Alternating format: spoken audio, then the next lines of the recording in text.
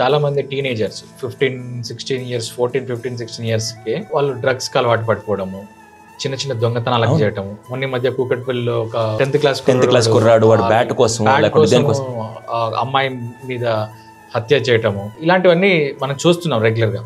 So అప్పుడే కనుక మనకు కంట్రోల్ ఉంటే ఇలాంటివి జరగవని చెప్పి. చిన్న లాజిక్ మనకి ఎండమూరి వీరేంద్రనాథ్ గారు ఉన్నారు కదా, ఆయన పుస్తకంలో ఒక దాంట్లో చాలా బాగా రాశారు. పిల్లల్ని మీరు ప్రేమగా పెంచుతున్నారా గారాభంగా పెంచుతున్నారా అని రాశారు. అందరూ ఏమంటారంటే మేము ప్రేమగా పెంచుతున్నారు. ఆయన డిఫరెన్స్ చేస్తూ మళ్ళీ చెప్పారు, ప్రేమ అంటే ఏంటంటే వాళ్ళు ఏదన్నా వస్తువు అడిగినప్పుడు దాని విలువ తెలియజేస్తూ దాన్ని వాళ్ళకి అవసరాన్ని క్రియేట్ చేస్తూ అది నిజంగా వాళ్ళకి అవసరం అనిపిస్తే దాని విలువ తెలియజేసిస్తే దాన్ని ప్రేమ అంటారు. ఈ మధ్య పేరెంట్స్ వాడే ఒక అద్భుతమైన డైలాగు, తెలుగు భాషలో చిరంజీవి గారికి క్షమించండి అనే పదం ఎంత నచ్చదో నాకు నచ్చని ఒక స్టేట్మెంట్ చెప్తా.